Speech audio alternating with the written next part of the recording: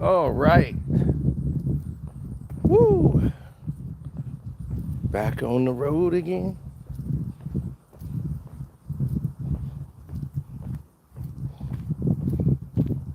Sinuses is crushing me right now.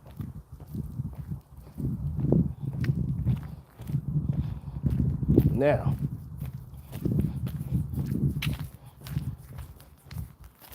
now that we know that the sinuses are deadly,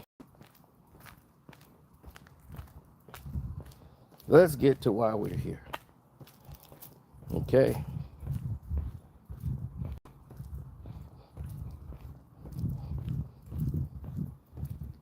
All of y'all had a lot of boxing questions after the Terence Crawford fight. But first of all, hit the like button. If you just got here, please hit the like button. Because we got a lot of things to address and unpack. I stopped my Patreon videos just so I could do this. Now,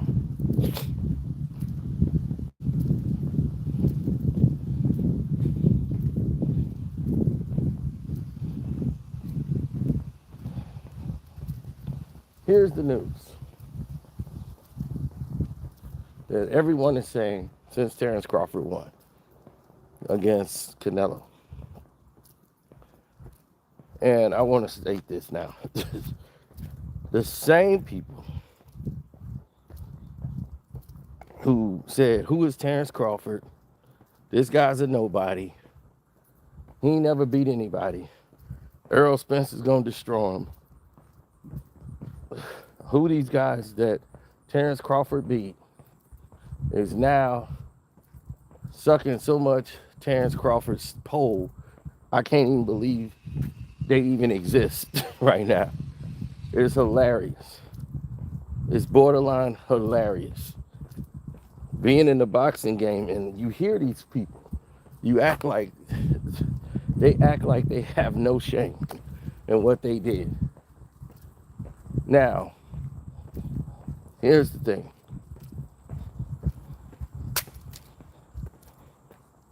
They doing the same thing they did with Errol. Because they don't understand boxing and they don't understand promotion. They building people up based off inflated records.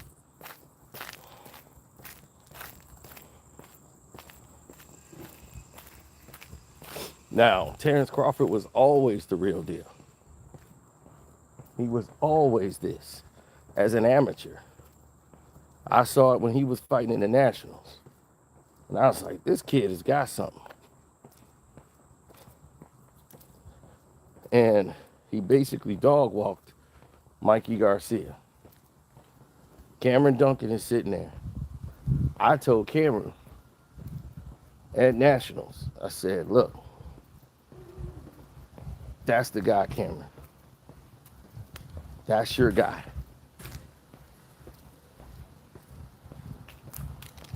He never responded back to me. But Cameron Duncan signed Terence Crawford.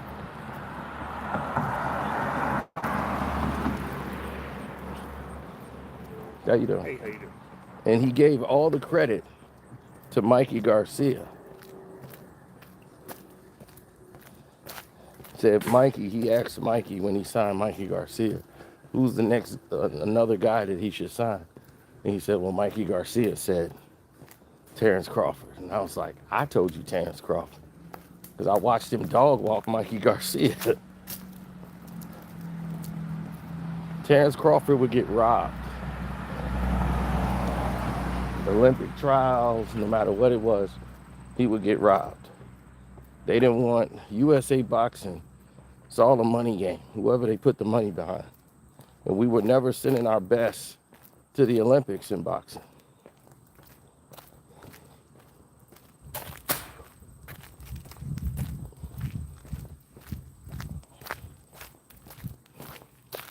And you see how corrupt the game is. They took the gold from Roy. They took the gold from Floyd.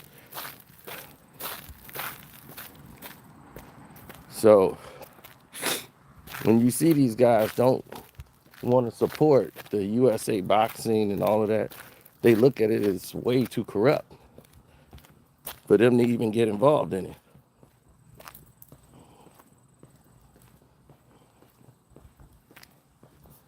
Now,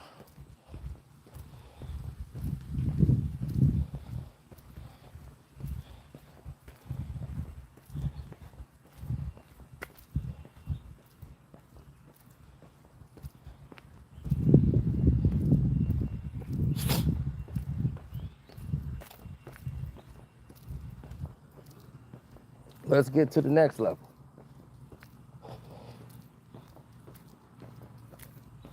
Because the next level is so much sweeter. Now, when people start looking at where they want to go, how they want to get there, the whole process, no one to stop to think about the parameters of what they're doing, the range.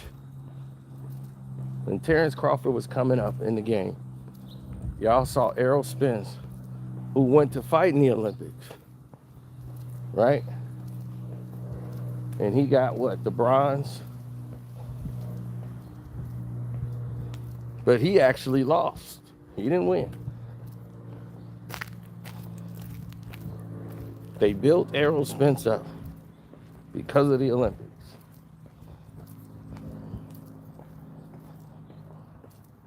Said he reminds us of Sugar Ray Leonard. They try to keep Sugar Ray Leonard around him to kind of promote him, put an arm around the kid.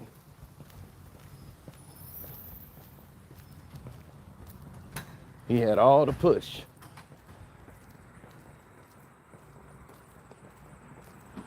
Meanwhile, Bud is fighting the tough fights.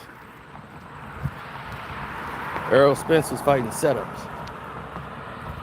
And he was getting his bell rocked because he campaigned at 154, which was his weight class. And those guys was too big for him, especially for Errol's style. Errol is flat-footed, come forward, fighter. Cannot fight going backwards, has a lot of boxing flaws, and I don't know how y'all would think that person is going to beat a Terence Crawford if you know anything about boxing. So, of course, I predict the fight exactly how it was going to go. Almost got I think I got the exact round the fight was going to get stopped. Now, with that being said, we've arrived at what we call a precipice point. I love to get there. Love the precipice point.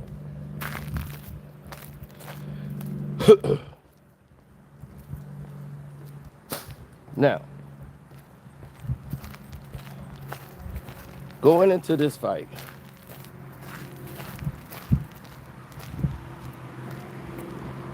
the general public bash, going into the Errol Terence fight, bash Terence Crawford because they have been fed this false energy of Errol Spence Jr. Now, going into this fight, Errol's accident was 3 years prior. He done had 2 fights since then. You hear nobody talking about his accident.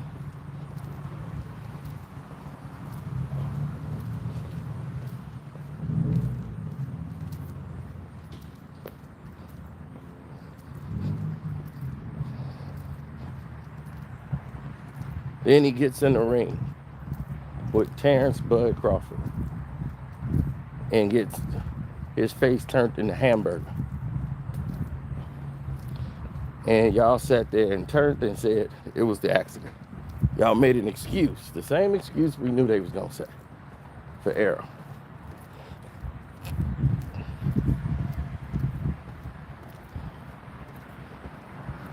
Tried to disqualify Terence Crawford, said he was on steroids, said it was his gloves. You came up with every excuse in the book. Errol ain't fought since. So what was y'all doing? Riding the wave. And then Crawford is fighting Canelo. So what you Arrow fans do? Jumped on the bandwagon. And then once he beat Canelo, now that's it. Man, Terence Crawford, man, he the baddest boy, man, ever, boy. I tell you, boy. Bud, man. And then they come to try to tell you about Bud Crawford. Now, how you gonna tell me about Terence Crawford? Y'all are comical. Now, since he won, 24 hours later, it's, oh, Floyd Mayweather is next. Huh? Yeah, he better than Floyd. Better than Floyd? Floyd Mayweather? How did we get here?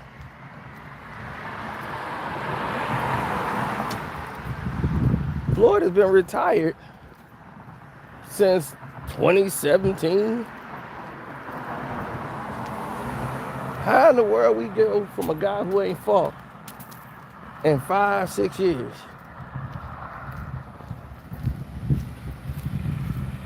Like a real professional fight.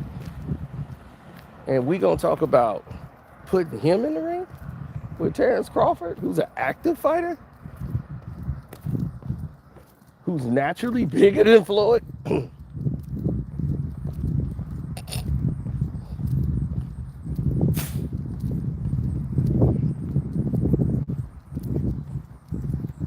you trying to goat Floyd into the fight?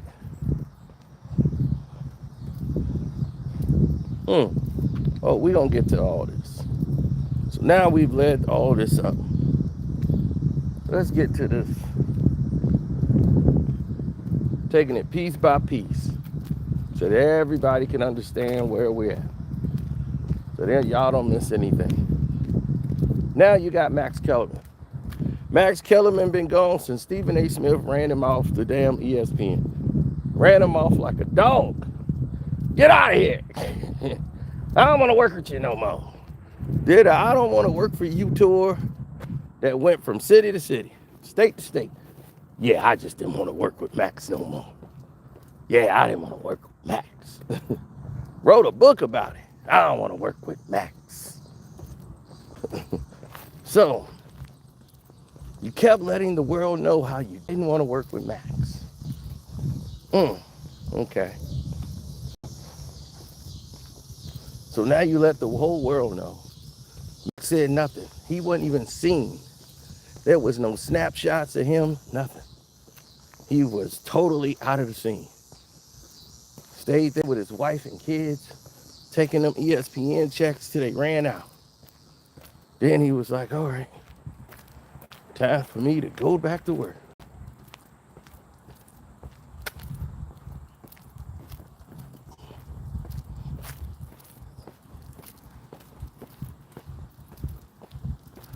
So they said, well, let's get to work. So everybody out there decided, let's go ahead and get to work. He comes back out and announced that he's gonna do this new deal with Netflix and the Sheik Al-Rashid and Dana White. And he come out there with the pot-belly dad bod. It's like, oh, damn. Max done got old, chunky. Like, what happened to Max? Max done got old on us. Then he tries to go out there and deliver, trying to sell the fight. And he's going to be the first mic for the first time. And now he was always the backup mic. He was never the lead mic. And now he's in the lead. For the first time, Max is in the lead. So he's the guy that they're going to lean on to tell them about boxing.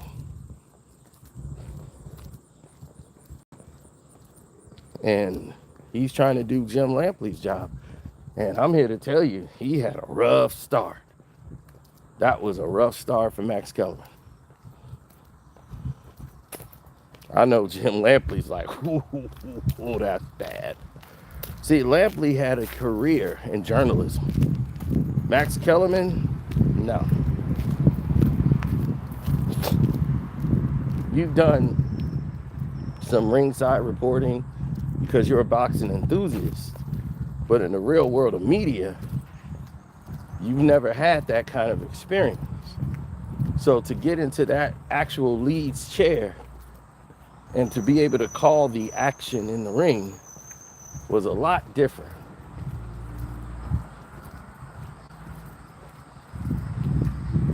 And what did you see when he was covering the fight that was so awful about Max Kellerman? I'm going to let you guys know. Max Kellerman was so bad because for some weird reason, Max Kellerman decided it would be in his best interest to create scenarios and talk about other events that's not happening in the ring. When he first came out and tried to sell it,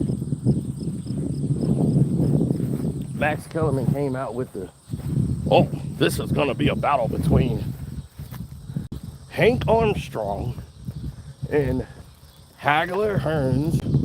You'll be in that category. You know, he's trying to use old history to try to sell it. Then he's trying to sell Dana White to the boxing people and what Dana White has done, what Turkey Al-Sheikh has done. And nobody cares. They want to know about the fighters. Tell us about the fight. We don't need to know about Dana White. We don't need to know about the damn promotional company. Tell us about the fighters. That's why you're here, Max. So then he starts to promote the fight, and he has to promote the fight by comparing it to Henry Armstrong. This is like when Henry Armstrong went for the title. These people who are watching this fight, half of them don't even know what the hell you talking about. They don't know a Henry Armstrong from Lance Armstrong.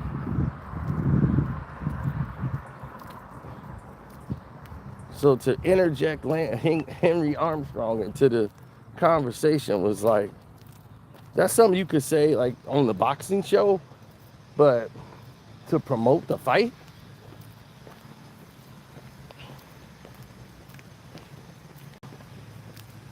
Now,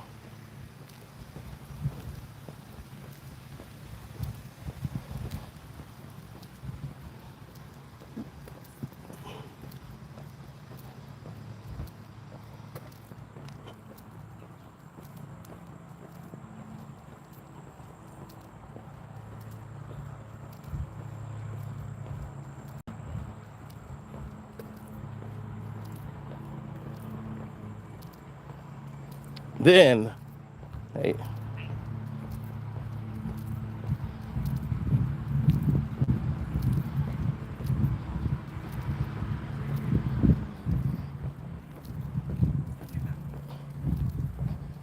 yeah, everything turned a corner. While all the action is transpiring in the ring, outside of the ring, it's chaos. They're trying to call the fight. Andre Ward is the only one that's really calling this thing down the line because he's a fighter, so he knows what he's seeing. Max Kellerman is telling stories, so he's missing the action that's taking place in the ring. A lot of it he missed. Some things he saw, but a lot of it he missed because he was too busy trying to tell a story as the fight is telling and playing out. Instead of explaining to the audience what they're seeing, you're not getting that.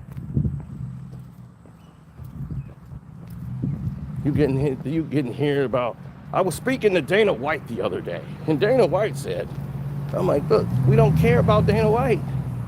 We don't care about what Turkey Al-Sheikh had to say.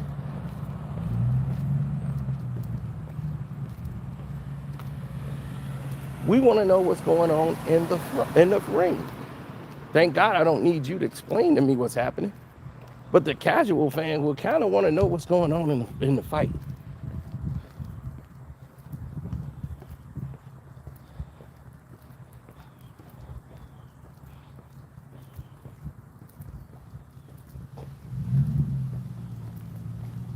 Now,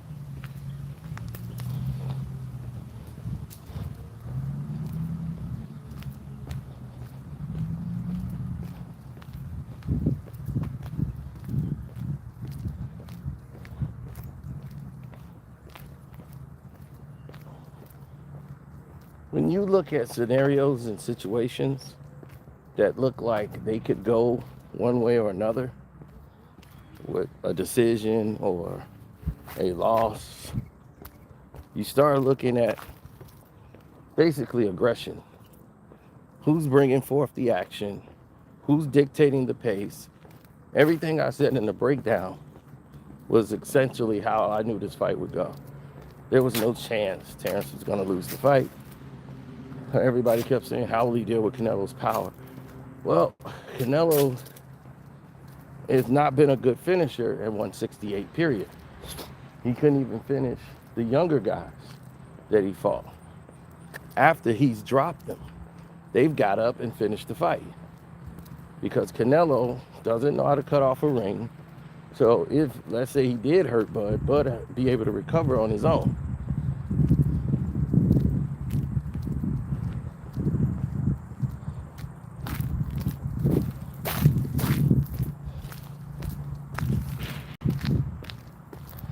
Now, there's so much that goes on in these fights.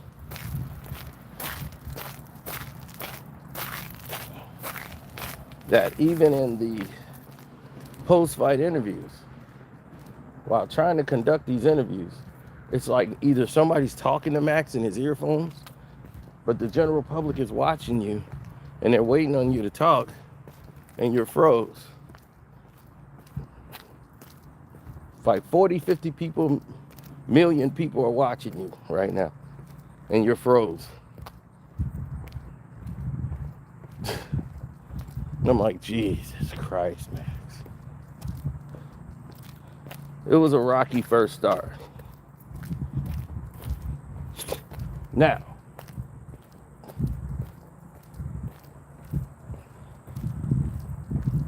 after all of this is done, Canelo goes to the podium and says, Terence Crawford is much better than Floyd Mayweather. Why would that be the approach?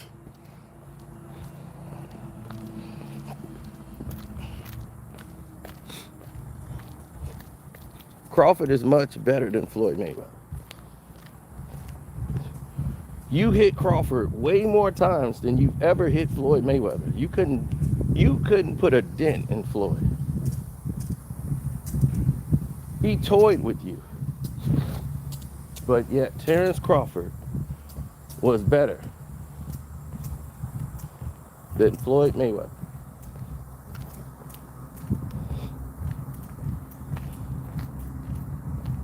When Floyd pitched a shutout, like it was a clean sweep. You had no chance in that fight.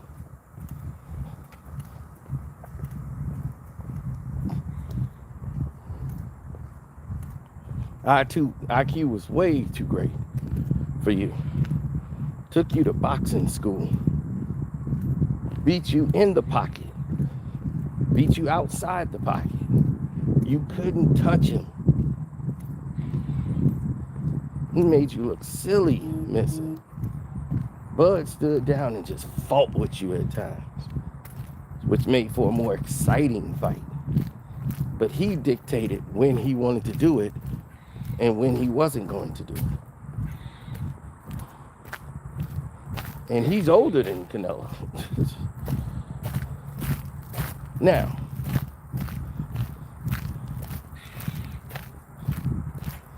let's get to the next thing, right?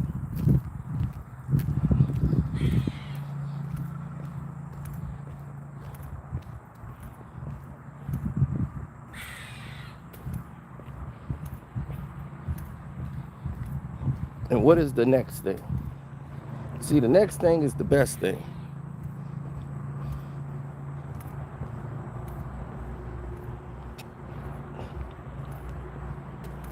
They do the inside the ring. Max Kellerman's talking. And he says, Bud Crawford is now a 4-division lineal champion, unified champion. I don't count Floyd. Y'all said Floyd, but I don't count Canelo. Canelo had a weight stipulation, so to me, that doesn't count. So Floyd's at 3. Huh? So you gonna just make up rules that pertains to you. And because you don't like something, Floyd's at 3. Because that don't definitively help your argument.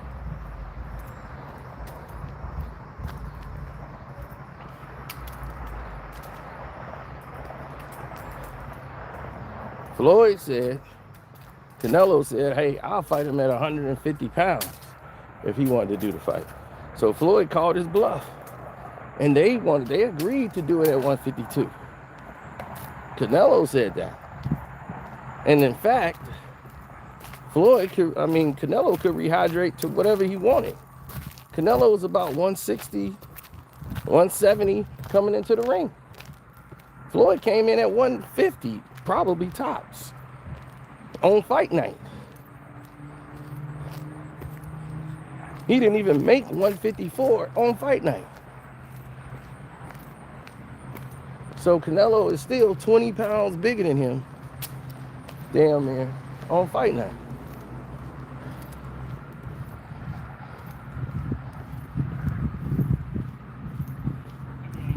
Hey.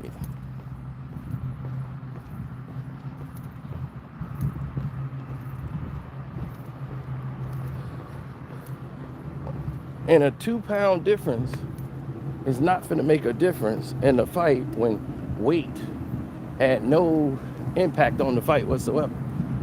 You can see clearly it was a whitewash.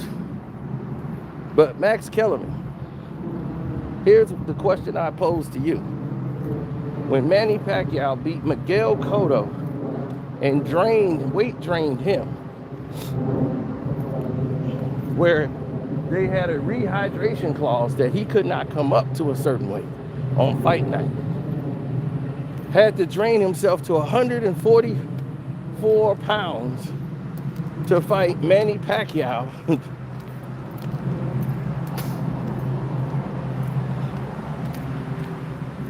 None of y'all say anything about him weight draining Miguel Cotto. Completely. Floyd fought him completely at his weight class, no problem.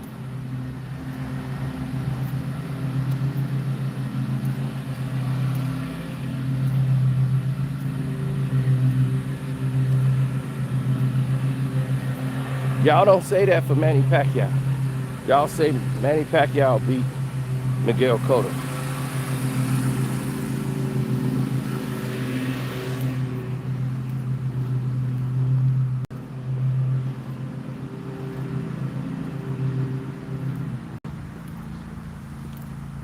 That's all you say.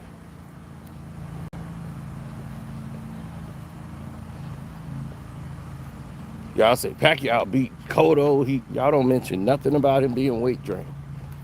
Ever. But anything y'all could find to try to take something away from Floyd Mayweather and his greatness. When he fought Zab Judah, when that fight was already made and agreed upon, Zab lost to Carlos Baldomir. Zab Judah was the unified welterweight champion of the world. And y'all said, oh, he ran from Margarito. Who is Margarito? That's what everybody's scratching their head like, who is this guy? Y'all, the boxing media, who was controlled by Tyson, kept trying to promote the guy.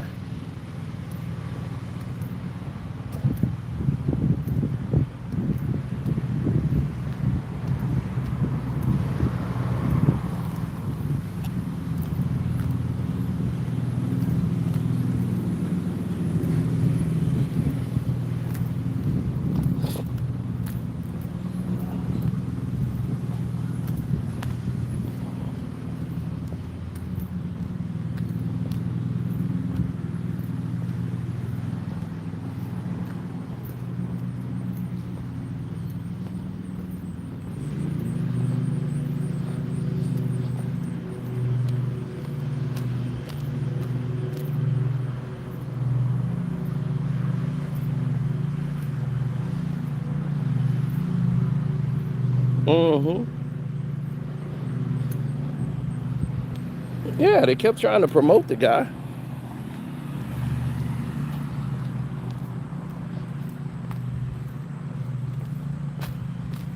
But what happens? Zab Judah loses to Baltimore in a controversial fight.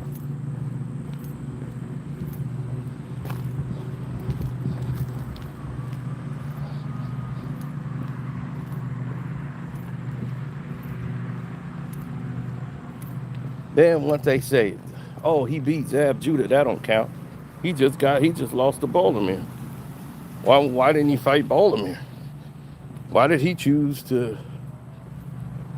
fight Baltimore for? Why did he choose to do that?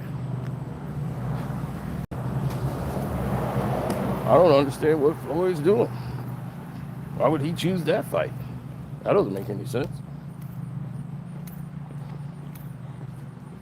See how that works?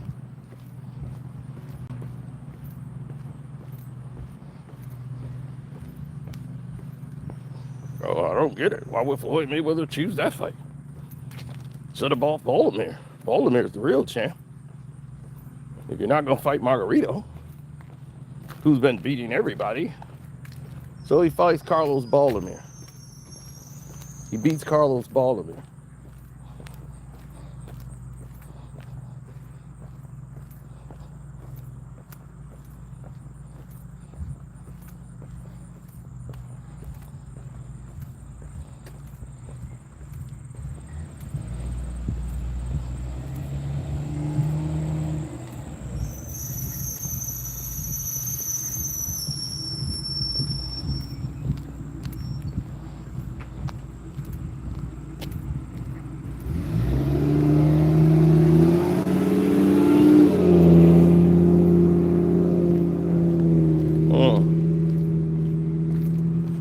So once he beats Baltimore, now he's the lineal champion, meaning he beat the guy who beat the guy. Floyd beat number 1 and number 2 in the division. Baltimore was the unified champion. The only reason he didn't have all the belts because he wasn't going to pay the fee to have all the titles. That's how Zab ended up with the IBF.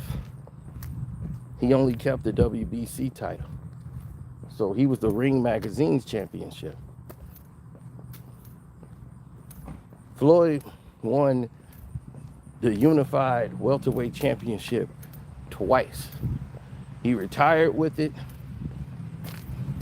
came back, won it again.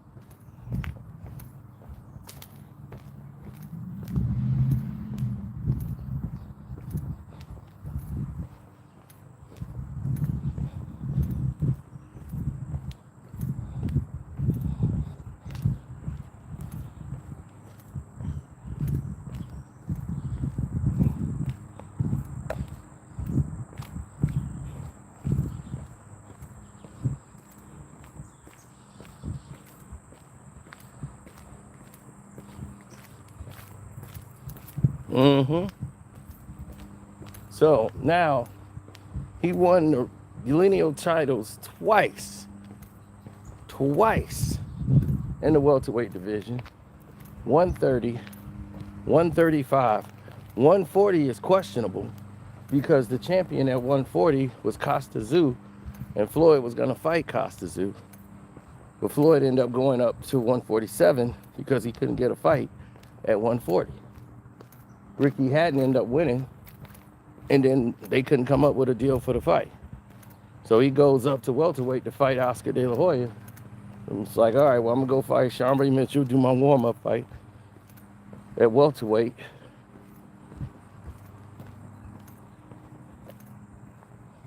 Then he's going up to the big money fight. And they're finna promote this Mayweather De La Hoya thing.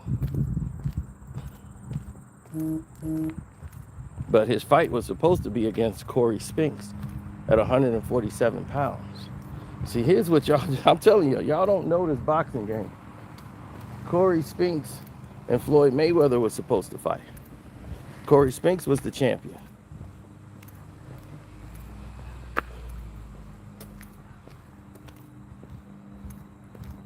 Carlos Mayorga was the champion. Ricardo Mayorga was the champion. Corey Spinks beat him after they robbed Vernon Forrest, and Vernon Forrest went and had surgery. So at 147, Mayorga was the champion. He fought Corey Spinks. They liked Corey Spinks. A lot of people think Mayorga won the fight. Mayorga didn't complain. He gave him the belts and said, there you go. And didn't get his rematch. So Corey Spinks, they selling the Spinks legacy at HBO. Now Floyd Mayweather is trying to make a mega fight with Corey Spinks after he beat Zab Judah in the first fight, after Judah dropped him in the 12th round. Floyd tried to come in and get that fight next. But they end up doing a rematch, which was a terrible decision by Spinks people, and Zab Judah knocked him out.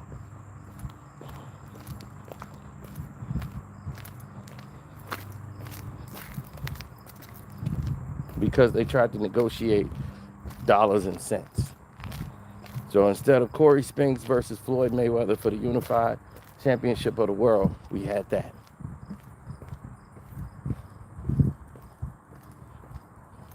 So while everybody's losing and winning and losing and winning, the only person consistently winning was Floyd. He wasn't losing.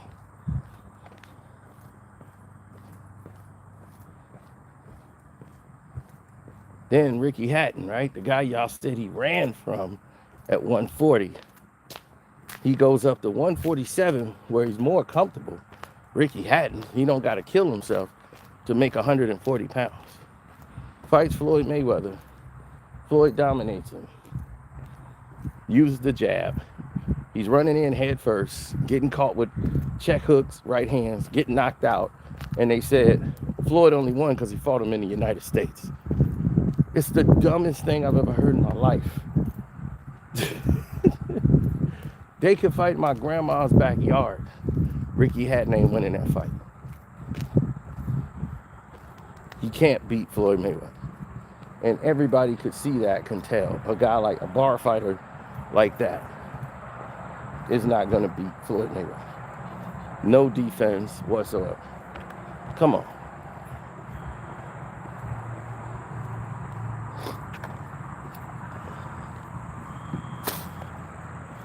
Now,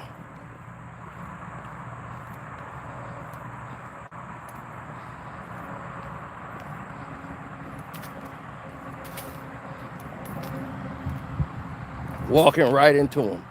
So weight had nothing to do with it. But again, we make excuses for anybody else that lose to Floyd to try to take away from Floyd Mayweather. Right? That's what they do. Now, I don't care at what weight, he gonna still be running into them hooks. They could fight at 35, 40, 45, 54. Ricky Hatton would have still been getting those hooks. Check hook, right hand, getting broken up with body shots. Wasn't gonna happen.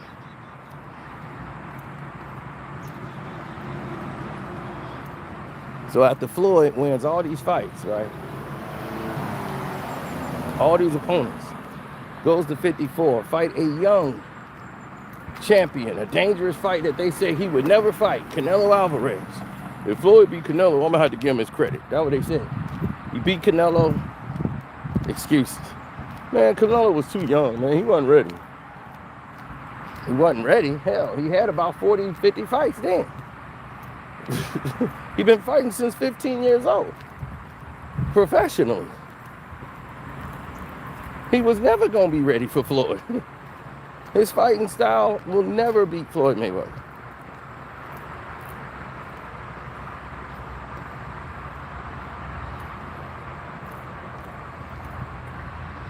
Now,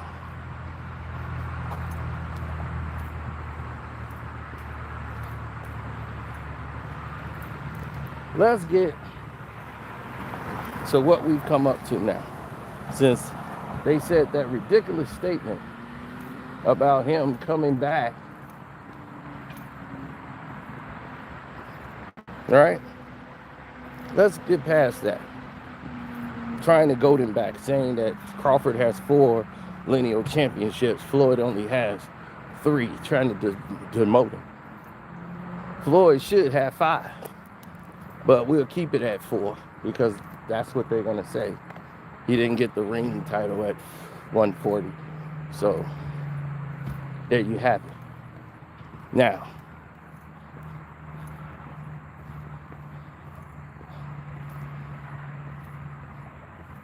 that Terence Crawford is the new pole they holding on to, you want a guy who's 37 years of age to fight Floyd, who's like 47.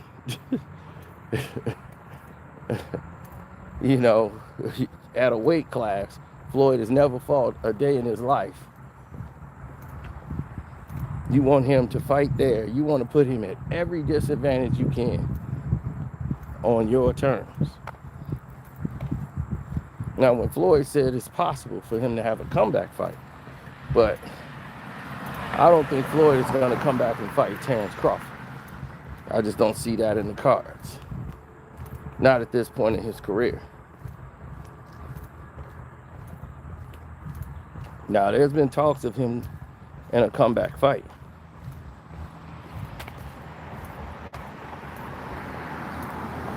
Turk Al-Sheikh is going to want to build up that Terence Crawford-Floyd Mayweather fight.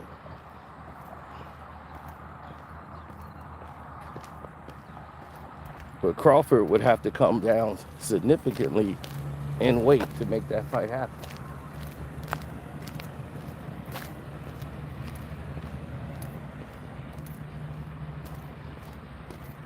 Now, the Turk is willing to pay Floyd Mayweather $100+ million. But Floyd Mayweather works with Al Heyman. And Al Heyman and the Turk, they don't get along. That's why you haven't seen David Benavidez at this fight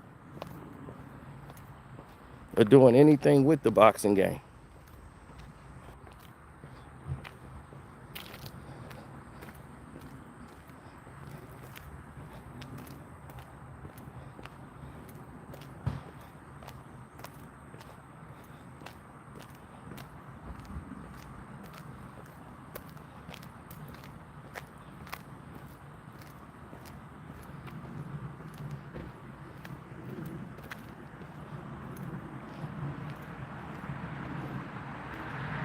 I don't think Floyd should ever fight again professionally. I think he's done.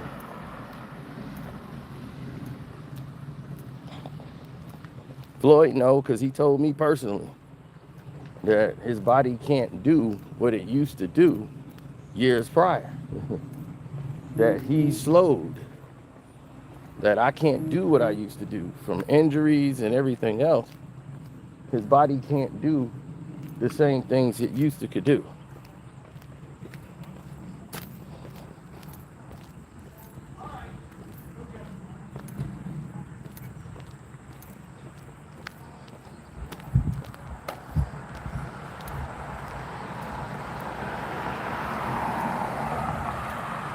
Yeah, when he had that rib injury, that cartilage injury, where he had to postpone when he was training to come back into shape, because he had basically, after the Ricky Hatton fight, retired for like almost 2 years. And by then, his body filled in into the 147. He was a more solid 147 than he was when he was fighting Ricky Hatton and De La Hoya. He looked like a little skinny 147. He was barely making 147. On fight night, he coming in at the same weight.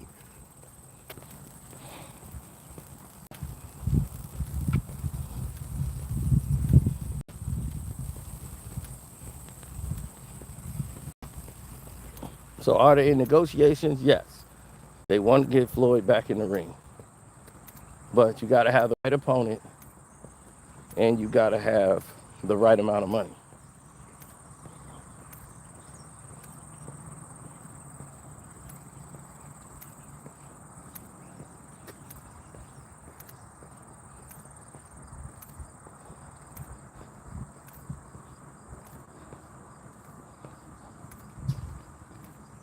The first opponent I heard,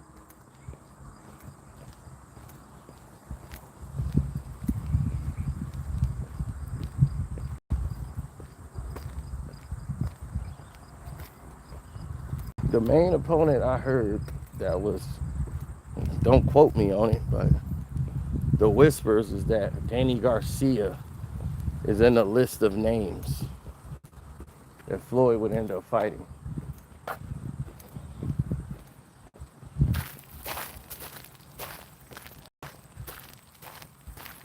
So Danny Garcia was one of the names on there.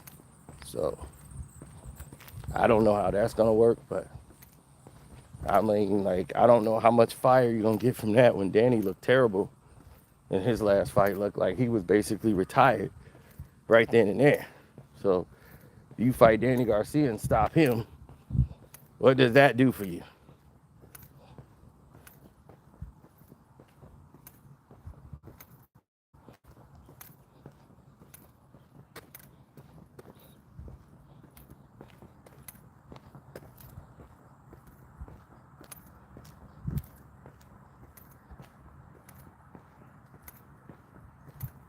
Now, if they say Keith Thurman versus Floyd Mayweather, that's a whole different type of fight.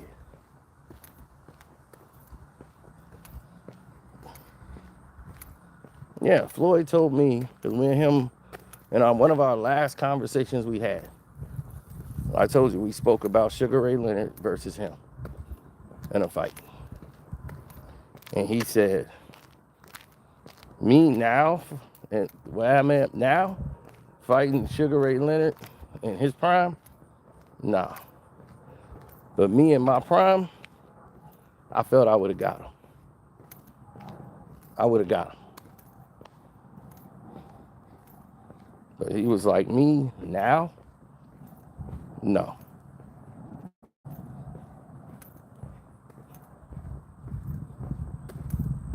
And that's quote unquote from Floyd Mayweather saying, and that was years ago. I haven't spoke to Floyd in years, but when we spoke, that was one of our last conversations. And he was like, me now? Mm-mm. And that was years ago.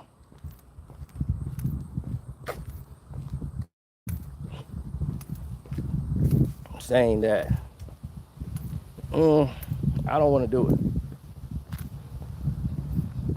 Like, if I was to go now, the way my body is now, fighting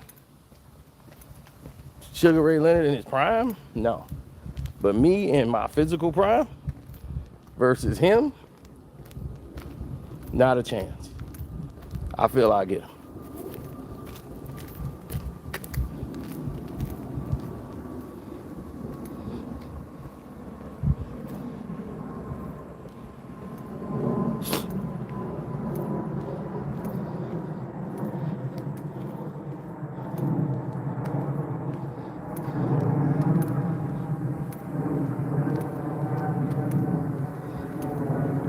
Here's the problem I have with Prime Floyd and Prime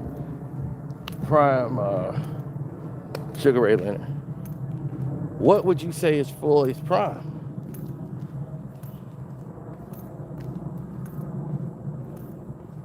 A lot of people say Floyd's prime was at 130 and 135. Sugar Ray Leonard never fought at those weights. Sugar Ray Leonard is a big dude. I know y'all don't think he is. Y'all think he's small, but Ray Leonard was a welterweight, basically middleweight type of fighter. 147, 154, he never fought at them lower weights, at 130. And like, that's what he said. Like, Floyd's too small for me. Like, his daddy was bigger. So, and he was like, I already beat that style with his father. Ray Leonard told me how he would beat Floyd Mayweather if they were to fight.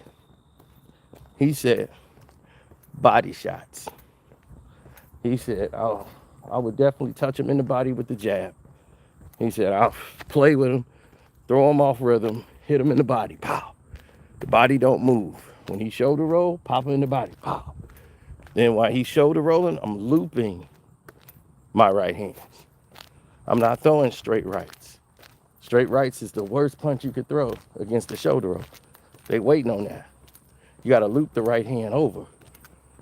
He's like, I got a jab, lean over, and loop my right hand over so it comes down at an angle where it comes over that shoulder and pops him right in the head, in the temple. Got to loop that right hand over. He said, once you crack the shell, you can rush him. Pop, pop, pop, pop, pop, pop. But touch that body every time, breaking that body up. And then it's going to slow down. It's going to slow down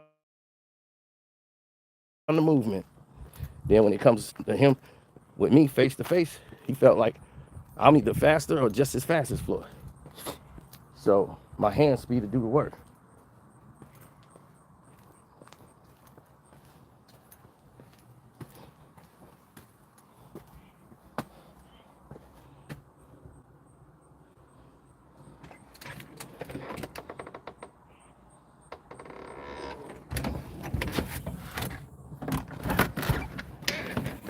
So he believes he's already game planned for it. Like if the fantasy fight was to happen, how would he approach fighting Floyd? But that's a lot of wishful thinking. Floyd never told me how he would beat Raylan. Floyd just said he will figure it out as the fight takes place. He'll see what Ray is doing and see where the openings are and take advantage of them.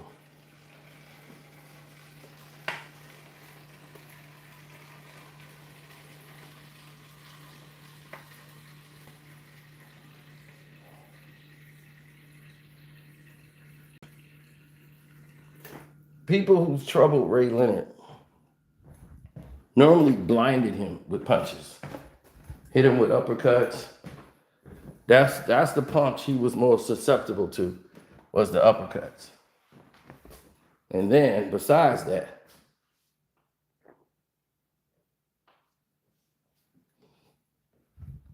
like besides all of the uppercuts,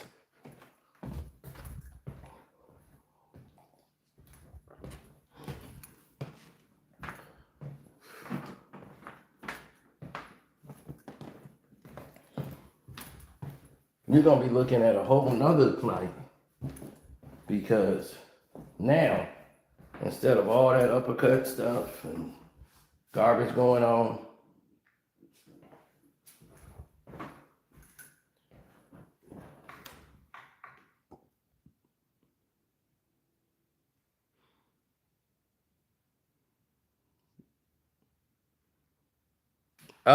Floyd would have problems with Camacho early, but not late.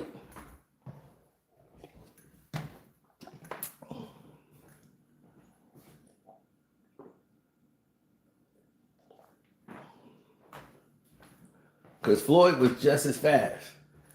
But see, Floyd was powerful at the lighter weights.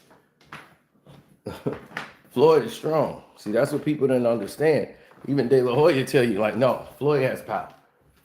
Like, Floyd has power. No, he does. Floyd can hit. It's just that his hands can't take it. So that's why he ends up having to take stuff off, because he ends up injuring his hands. So he's just scoring points, like pop, pop, pop, pop, touching you.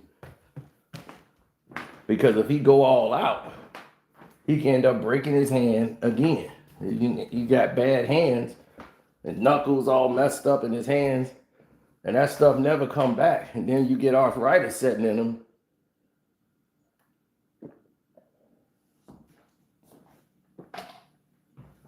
That's why he was going to a hand specialist 2 times a week.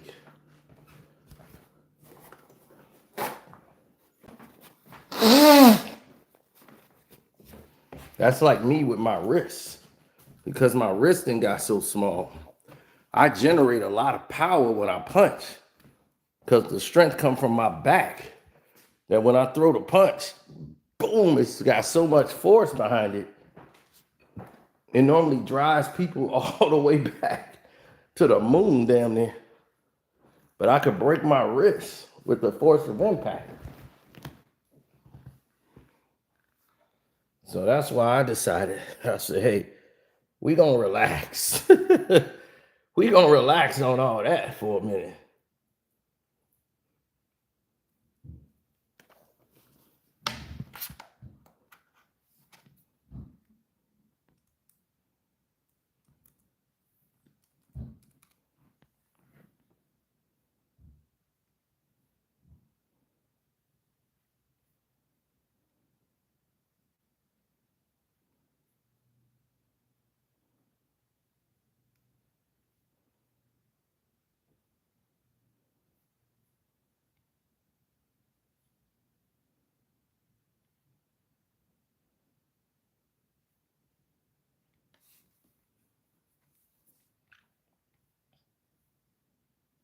Yeah, there's a lot of like gigantic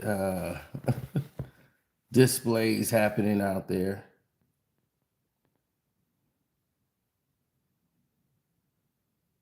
Me versus Floyd in an exhibition?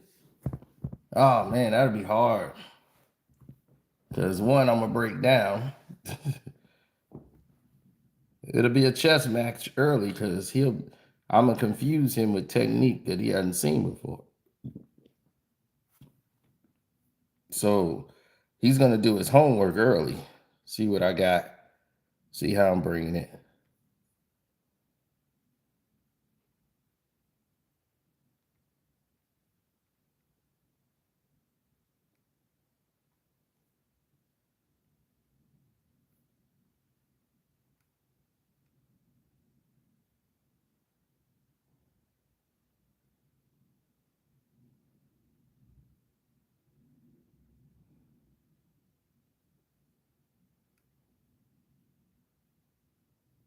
Hmm.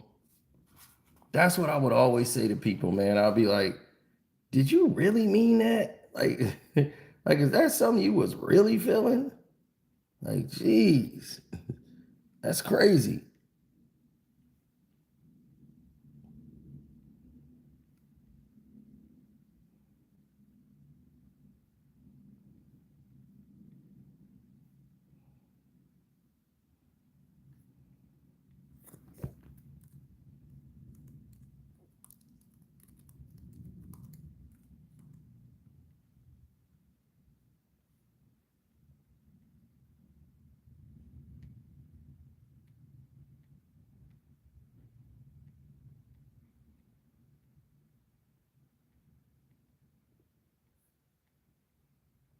Mm. Well, it depends on what lies people want to tell themselves to listen to. They're gonna push the agenda. The casuals are gonna push for Floyd to fight uh, Bud Crawford because that's what they want to push in the world to see. It's like we want you to fight Bud Crawford.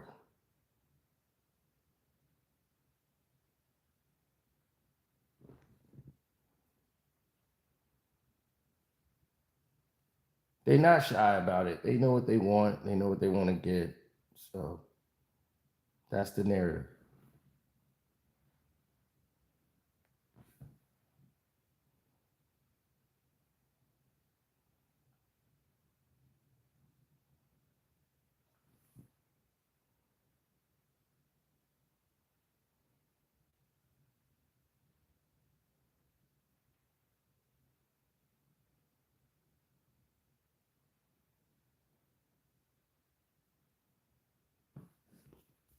Yeah, that fight was way too big. Like Winky is way too big for Floyd.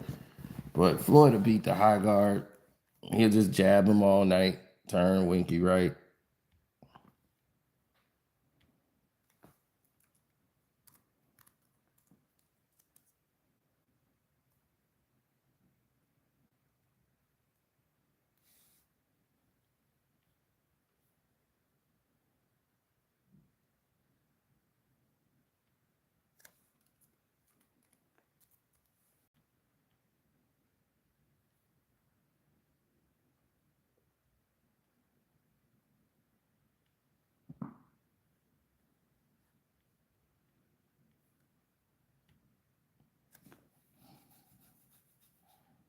No.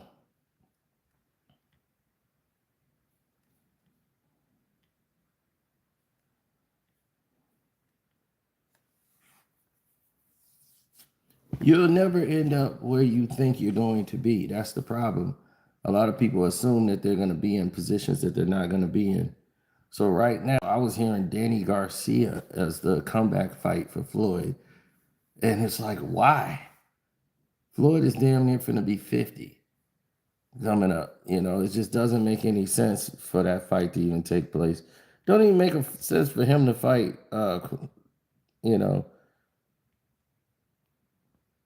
Terence Crawford. I mean, they keep trying to say Boots Ennis. I'm like, Boots Ennis hasn't done anything. Why can't he unify? He's at 154. Unify 154. Okay? Go fight that 6 foot tall giant. Beat him. Go fight Bud Crawford. I mean, Keith Thurman. Fight the winner of that fight. Go win a belt. Go get you a ring championship. Do something besides everybody saying you're gonna be a tough fight for Bud Crawford.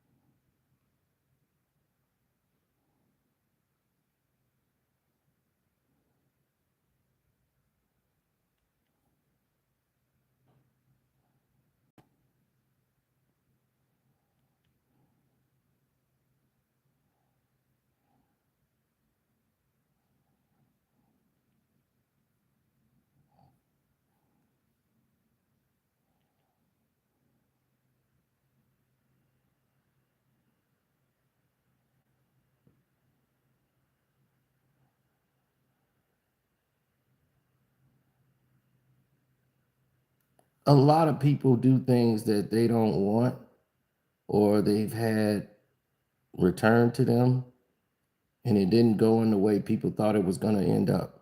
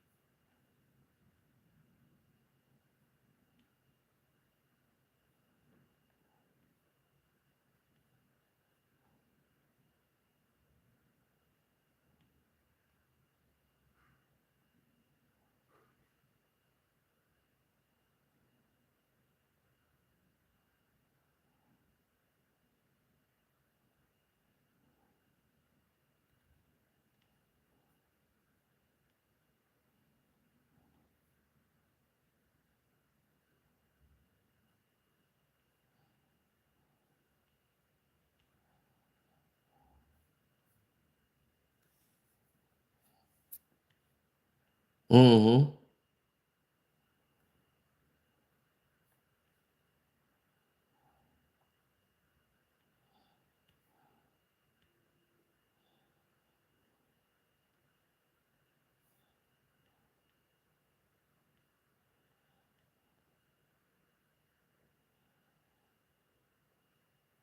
That's because they don't have the gall.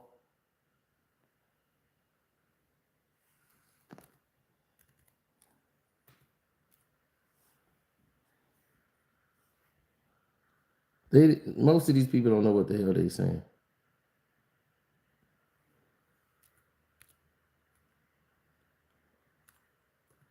That's why you just let them talk sometimes.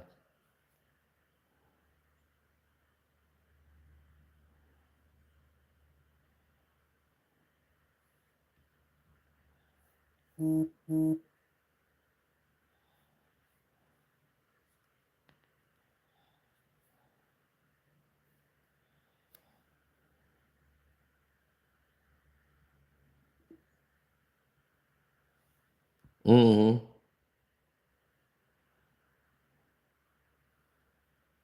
Pacquiao versus Canelo would be nice. That you must be on crack.